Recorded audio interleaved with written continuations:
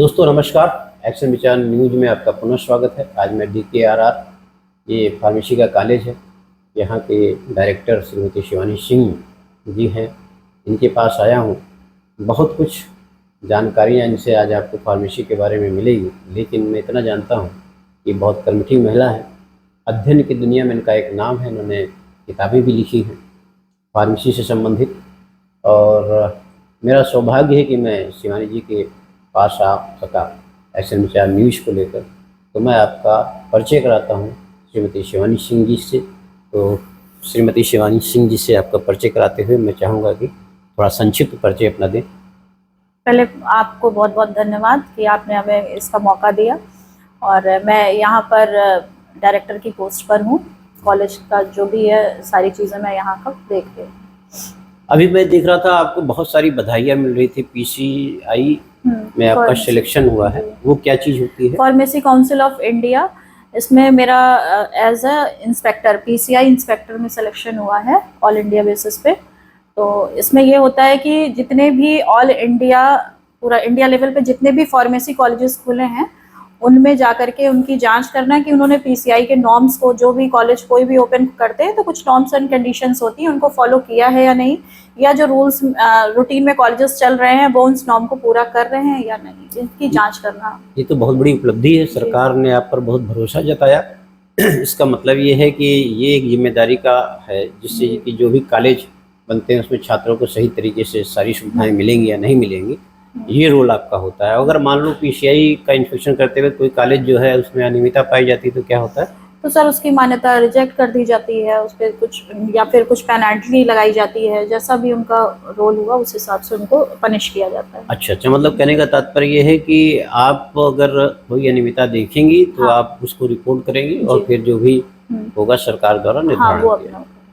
अच्छा, एक बात और है कि आपका बैकग्राउंड हमेशा जो है शिक्षा जगत से रहा, तो आपकी माताजी भी शायद शिक्षिका ही थी? हाँ, मेरी मम्मी DIS थी सुल्तानपुर में। उसके पहले वो प्रिंसिपल रही, प्रिंसिपल के बाद वो DIS हो गई थी, और फिर डाइट में प्रिंसिपल की पोस्ट पे जाकर वो रिटायरमेंट हुआ उनका। और आपकी पढ़ाई लिखाई भी आपके माताजी के अधीन हुई, इसका मतलब कि ये चूँकि शिक्षा का माहौल था इसीलिए जो है आपकी पढ़ाई भी बहुत अच्छी हो पाई। मेरी आधी कुछ पढ़ाई शादी के पहले हुई, कुछ शादी के बाद हुई। मैंने M.Pharma शादी के बाद किया, PhD भी मैंने शादी के बाद करी। तो शादी जो है उसके पहले माताजी के संरक्षण में आपकी पढ़ाई होती रही। आपके दिमाग में फार्मा कैसे आया? मतलब फार्मा जब मेरा 12th में पास आउट हुई तो उस टाइम ये कोर्स B.Pharma बहुत तेजी से आया था, और ये जो B.Pharma कोर्स था ये यूपी का पहला कॉलेज था जहां से मैंने B.Pharma किया है। जी। यूपी में सिर्फ 2 कॉलेज खुले थे, एक AND कॉलेज ऑफ फार्मेसी बगनान जो गोंडा में है, और दूसरा BBD में। तो यूपी में सिर्फ 2 कॉलेज थे, तो ये हुआ बिल्कुल नया कोर्स था यूपी के लिए वो। तो ये लगा कि अरे B.Pharma किया जाए, दवाएं कैसे बनती हैं उस टाइम, ये सारी चीजें बहुत स्कोप में था ये। तो हमारा यूपी का पहला बैच है, यानी देखा जाए तो फार्मा में यूपी का पहला बैच है। हमारा 19 साल का एक्सपीरियंस हो गया। 19 साल का एक्सपीरियंस हो गया। अच्छा, फार्मा में जो बच्चे आते हैं उनका करियर कैसे बनता है? फार्मा में जो बच्चे आते हैं, देखिए बहुत सा है। पहले तो जैसे अगर हम एकेडमिक्स की बात करें तो एकेडमिक्स में ही उनका बहुत कैरियर है। हमारे यहाँ जैसे डिप्लोमा के बच्चे हैं, अगर वो डिप्लोमा करते हैं तो मेडिकल स्टोर खोल लिया। अगर हम एकेडमिक्स की केवल बात कर रहे हैं अभी, तो बैचलर के बच्चे हैं वो हमारे यहाँ डिप्लोमा में पढ़ा सकते हैं। आप गेट का एग्ज़ाम दें, GPAT क्वालिफाई करें, स्कॉलरशिप मिलेगी आपको, फिर आप M.Pharm ज्वाइन करें, M.Pharm कंप्लीट होता है, फिर आप असिस्टेंट प्रोफेसर बन जाते हैं। टीचिंग में भी बहुत है, इसके अलावा प्रोडक्शन में है, R&D में है, रिसर्च है, क्वालिटी एश्योरेंस है, क्वालिटी कंट्रोल है, बहुत ही स्कोप है। इंडस्ट्रीज़ में तो बहुत ही ज़्यादा है। टीचिंग में तो एक सीमित दायरा कि आपने असिस्टेंट प्रोफेसर बने, फिर प्रोफेसर बने, फिर आप डायरेक्टर बन गए। जी। जैसे फार्मा है आज पूरी दुनिया में विश्व गुरु बनने जा रहा है भारत, तो ऐसी स्थिति में जो फार्मा के बच्चे हैं उनका करियर तो काफ़ी अच्छा होगा। हाँ, बिल्कुल। और आपके यहाँ से कुछ बच्चों का सिलेक्शन भी कई अच्छी जगहों पर होता होगा। तो ये जो है फार्मा कंपनी में सिलेक्शन होता है या ये? नहीं, हम लोग क्या एक जॉब फेयर हम लोग लगवाते हैं हर साल। अभी जैसे हमारे यहाँ अभी 15 दिन बाद फिर जॉब फेयर लगने वाला है, तो बाहर की कंपनीज आती हैं, वो खुद हमें अप्रोच करती हैं, तो वो आती हैं यहाँ पर, बच्चों का इंटरव्यू लेती हैं, जो बच्चों का सिलेक्शन होता है वो चले जाते हैं। कितने बच्चे हैं यहाँ पे? यहाँ पर लगभग B.Pharma में 400 और डिप्लोमा में 140 बच्चे। ये डिप्लोमा क्या होता है? ये डिप्लोमा इन फार्मेसी, इसमें बच्चा क्या करता है, मेडिकल स्टोर का लाइसेंस उसको मिल जाता है, मार्केटिंग और मेडिकल स्टोर इंडस्ट्री में भी उसका स्कोप है, बट बैचलर का जितना स्कोप है उतना डिप्लोमा का नहीं है, है ना। जैसे आप ही इंटरव्यू कोई लेने आता है, आप किसी बच्चे का लेते हैं, डिप्लोमा वाला बैठा है और बैचलर वाला बैठा है, तो हम बैचलर को ज्यादा प्रेफरेंस देंगे ना कि हाँ वो बैचलर है। ये जो डिप्लोमा है ये मतलब क्या अस्पतालों में भी काम हाँ करते हैं? हाँ, ये एज अ फार्मासिस्ट ही काम करते हैं। अच्छा, एज ए फार्मासिस्ट ये हॉस्पिटल में भी काम कर सकते हैं। आप फार्मा में आपको 19 साल का एक्सपीरियंस हो गया और इसके अलावा भी आप शायद कई कॉलेजों में रही हैं। आपका बड़ा अच्छा नाम है कि जिस कॉलेज में जाती हैं वहाँ पर उस कॉलेज का ग्रोथ काफ़ी हो जाता है। तो अनुशासन भी आपको बहुत प्रिय है, सुना है। डिसिप्लिन तो मस्ट है। तो इस अनुशासन में आपकी क्या भूमिका होती है? तो फिर तो बहुत सारे लोग आपसे नाराज भी होते होंगे। बिल्कुल। तो वो जो लोग नाराज होते हैं वो कैसे, क्या रहता है? सही हो जाते हैं, ऐसा कुछ नहीं है। वो बाद में उनको पैम्पर, देखिए डिसिप्लिन में रखना है तो डांट तो पड़ेगी। अगर आप डिसिप्लिन, एक दो बार उनको जब डांटते हैं तो वो ऑलरेडी जब वो डिसिप्लिन में आ जाते हैं तो उनको भी अच्छा लगने लगता है। और ये जो बच्चे हैं ये भी बहुत डरते होंगे आपसे कि मैम बहुत सख्त हैं।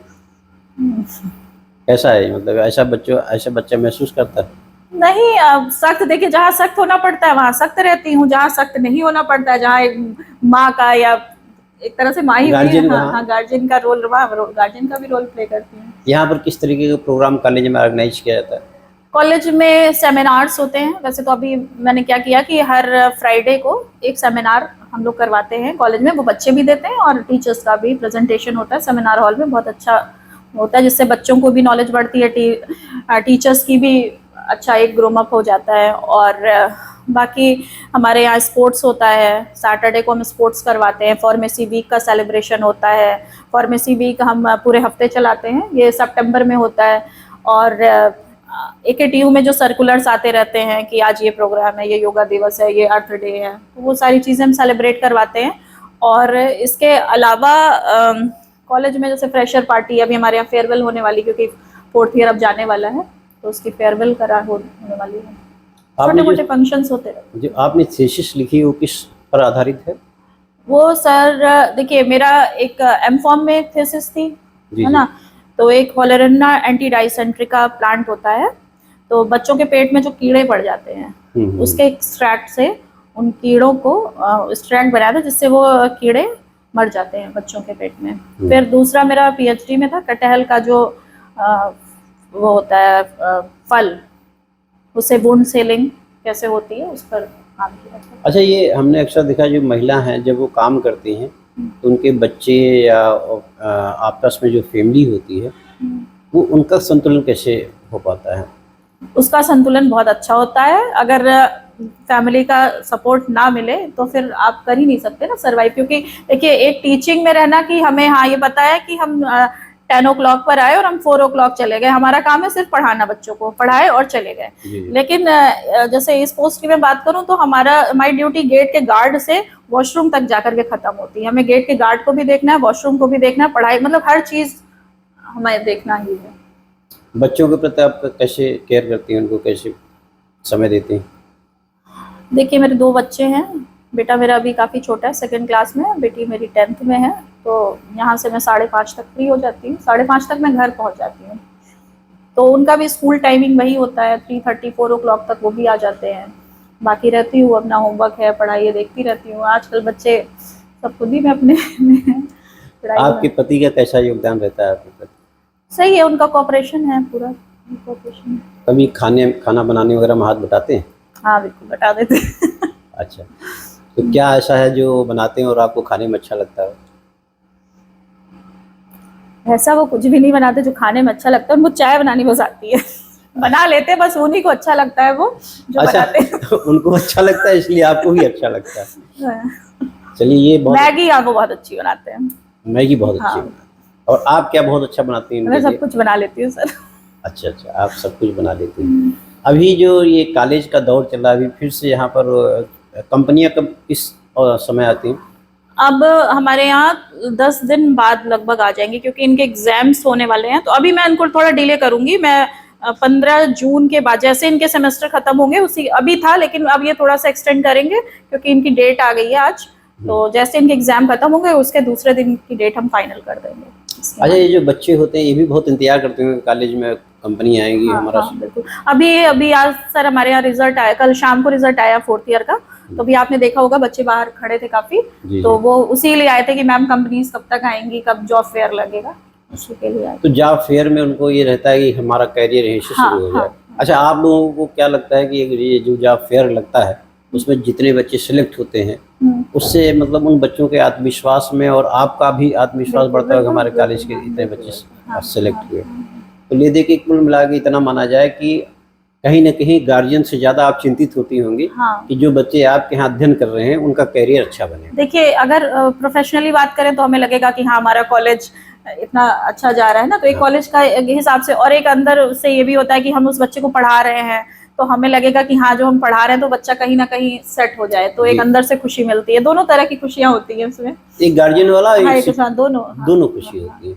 ऐसे में कई बच्चे आपके सेलेक्ट हो चुके होंगे कई हाँ, जगह, हाँ, ऐसा कोई बच्चा जो बहुत बढ़िया हाँ।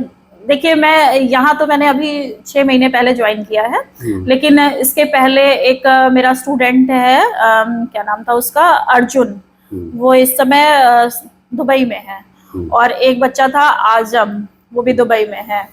तो ये मैं MC सक्सेना में पहले पढ़ाती थी, तो वहां पर मेरा एक इंडिया लाइफ साइंसेस करके बद्दी में कंपनी है, तो वहां से उसने शुरुआत की थी, तो वो हम ही लोग के थ्रू गया था। बट आज के टाइम पे वो दुबई में है और उसका बहुत अच्छा पैकेज है। और मेरा एक और है शिवम, वो है ग्लैक्सो में, बेंगलोर में, हैदराबाद सॉरी, अच्छा, हाँ वहाँ पर है। तो ऐसे बहुत से बच्चे हैं, मतलब ये कुछ बच्चे हैं जो याद हैं, ऐसे तो इसका मतलब एक देश भर में अगर देखा जाए तो जितनी भी शाखाएं हैं उसमें कहीं न कहीं आपकी भी कुछ शाखाएं हैं जो आप यहाँ से पढ़ कर एक हमारा बच्चा था अभिनव शर्मा, वो ड्रग इंस्पेक्टर हो गया है, वो स्टूडेंट था मेरा। अच्छा, वो सुल्तानपुर में केनाई है, वहां पर वो मेरा स्टूडेंट था, वो DI।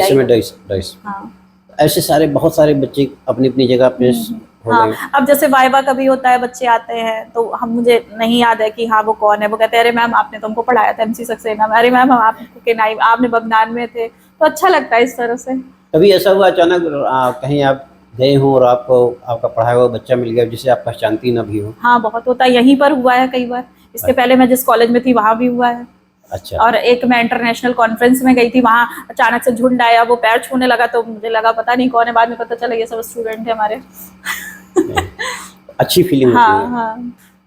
चलिए आज देखिए आप सबको शिवानी जी से मुलाकात करने का मौका मिला, और शिवानी जी यूँ तो इनका बैकग्राउंड भी शिक्षा का ही रहा है, मदर भी शिक्षा की जगत में रही हैं, आप भी शिक्षा की जगत में रहे, आने वाला जनरेशन भी हो सकता है वो भी कभी आए और इनकी बिटिया भी शिक्षा ही जगत में रहे। तो हम सबका सौभाग्य है कि शिक्षा से इनका संबंध है, एजुकेशन जीवन के लिए बहुत आवश्यक है। ऐसे में मैं शिवानी जी का भी बहुत बहुत धन्यवाद अदा करता हूँ एक्शन विचार न्यूज़ की तरफ से, और मैं चाहूँगा अगर एक्शन विचार न्यूज़ की तरफ कुछ दो शब्द आप बोलना चाहें तो एक्शन विचार न्यूज़ के लिए। इसका पहले मैंने नाम सुना था, लेकिन अभी शायद फिर से आपने इलेक्ट्रॉनिक चैनल स्टार्ट किया ना नवरात्र से, जी जी, कुछ बहुत बहुत शुभकामनाएं उसके लिए आपको। आपका बहुत बहुत धन्यवाद। Thank you. Thank you.